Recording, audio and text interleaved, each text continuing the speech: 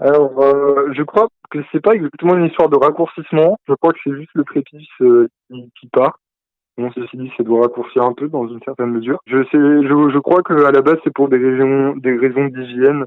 Enfin, il y a une explication religieuse comme d'habitude, mais T'es juif? T'es chrétien? Athée? Musulman? Bouddhiste? T'as plusieurs dieux? Un seul ou t'en as pas? Oh mon Dieu. C'est pas grave. Ici, on pratique le dialogue et on est fidèle à l'écoute. Oh my god, c'est le podcast qui fait parler des religions. On y croit ou pas? Un podcast du magazine Phosphore en partenariat avec l'association Coexister. Aujourd'hui, pourquoi raccourcit-on le pénis des nouveau-nés, musulmans et juifs? Oh mon Dieu.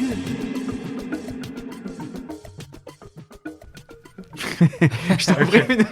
Ok, alors, du coup, pourquoi est-ce qu'on raccourcit le pénis des nouveau-nés musulmans et juifs? Déjà, je pense qu'il faut préciser quelque chose d'un point de vue purement physiologique. Amine est musulman. Il ne s'agit pas de raccourcir le pénis. En fait, la circoncision, ça consiste à enlever le prépuce, en fait, qui est un morceau de peau qui entoure le gland du pénis.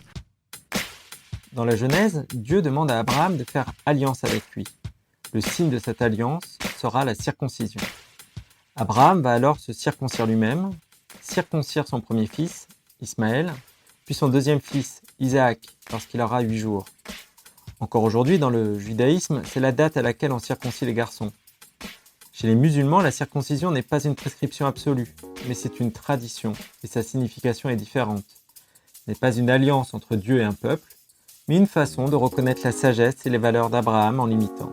Je pense, chez les musulmans, la circoncision des garçons arrive assez tard. Enfin, quand je dis tard, c'est ils sont encore enfants, mais en général, ils sont âgés de plusieurs années, ils ont déjà grandi. Donc Ils s'en souviennent. voilà. Donc souvent, ils voulait en sont dire. suffisamment grands pour qu'ils s'en souviennent.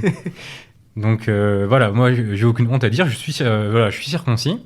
Et ma circoncision, c'était, je devais avoir entre 4 et 5 ans. Donc je m'en souviens bien. Voilà. Du coup, C'était David. douloureux ou... Franchement, je pense, oui, c'était. Je me souviens pas trop de la douleur. C'était pas si douloureux que ça. Ah oui, ok.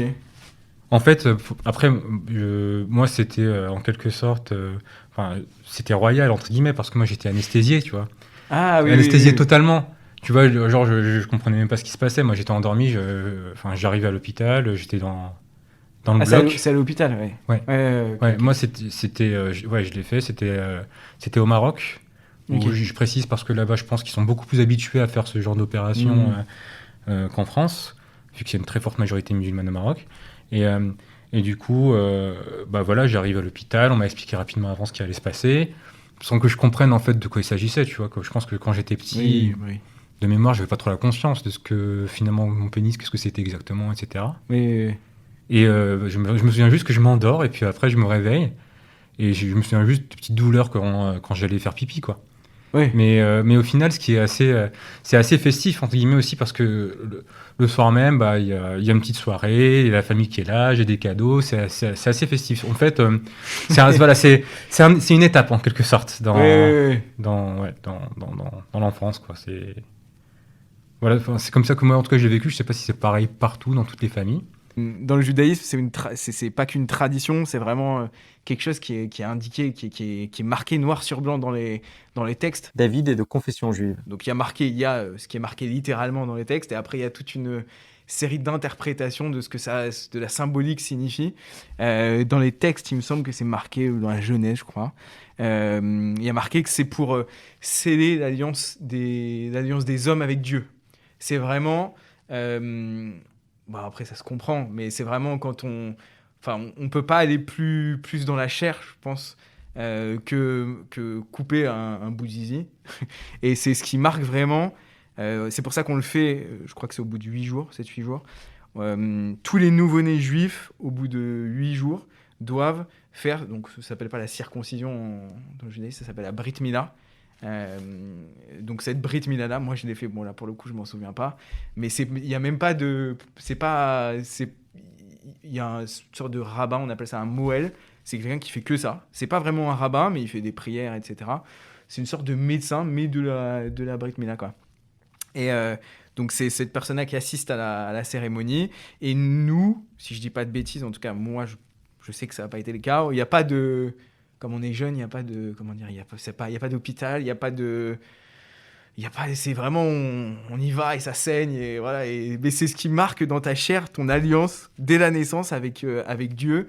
Et c'est aussi, enfin, il y a eu plein d'interprétations différentes. C'est hyper intéressant. Mais une des interprétations, c'est de dire c'est vraiment un signe de, comment dire, pas d'humilité, mais ouais, c'est pour te rappeler toujours. Enfin, en fait, je dirais, c'est pas vraiment comme la kippa, mais en fait, c'est toujours cette idée de se souvenir qu'il y a quelqu'un au-dessus de toi, il y a quelqu'un. Faut avoir toujours cette humilité et pas dire voilà, moi je suis tout.